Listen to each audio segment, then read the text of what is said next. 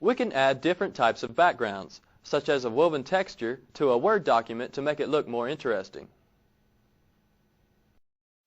To add a background color to the current document, select the Format menu and choose Background, which gives us a list of colors. Go ahead and choose light yellow, which displays this color as the background on the screen. We can also add special effects. Select the Format menu, choose Background, then choose Fill Effects.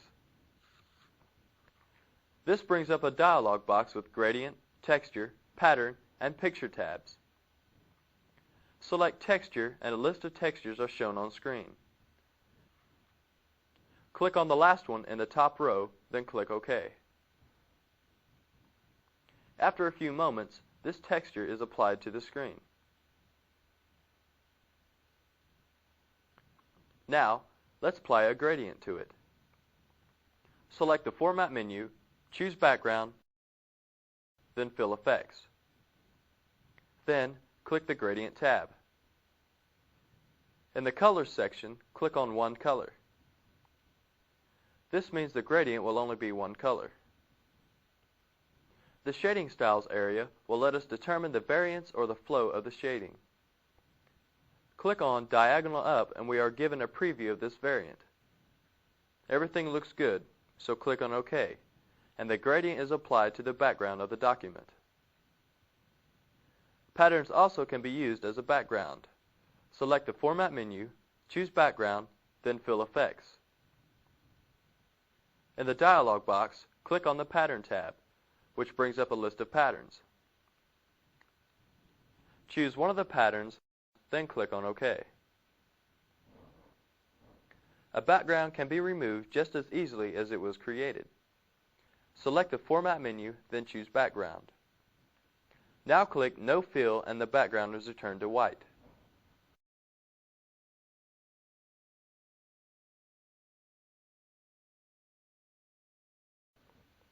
In a Word document, we can also add a border to any or all sides of a table, a paragraph, or selected text in a document. In Word documents, all tables by default have 1/2 point, black solid line border that prints. To surround a paragraph with a border, select the first paragraph in the document on screen. Now, select the Format menu and choose Borders and Shading. This brings up a box with a list of borders that can be applied to the text. The settings include None, Box, Shadow, 3D, and Custom. Click on Box, and we are given a preview of this setting in the preview box. At this point, the setting can be applied to a paragraph or text. Make sure Paragraph is selected in the Apply to bar, then click on OK. Notice that a border is automatically placed around the selected paragraph. We can also specify that only particular sides get borders. To do this, select the Format menu and choose Borders and Shading. Then click Custom under Setting. Now, under Preview, we can click the diagram sides to apply and remove borders. For instance, to remove the left vertical border, simply click on it in the preview box. In addition, we can specify the exact position of the border relative to the text. To do this, click Options, which brings up a box that will let us change the distance from the text. For example, type 2 in the top bar, then click on OK. Now, click on OK once more to apply the changes to the paragraph. Word also makes it easy to add a border to a page. Select the Format menu, then choose Borders and Shading. In the dialog box, click on the Page Border tab. At this point, we can choose various page border settings and styles. Click Shadow, then choose a style from the list.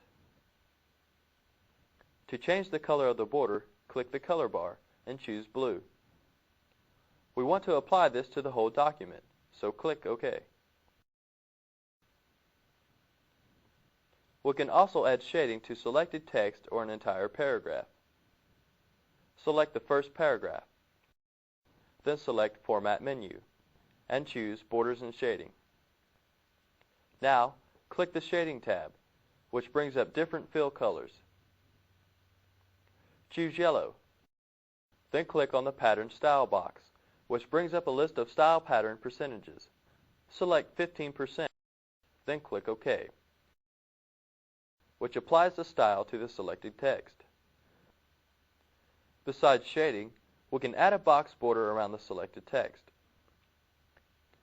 Select the date in the document, then select the Format menu, and choose Borders and Shading.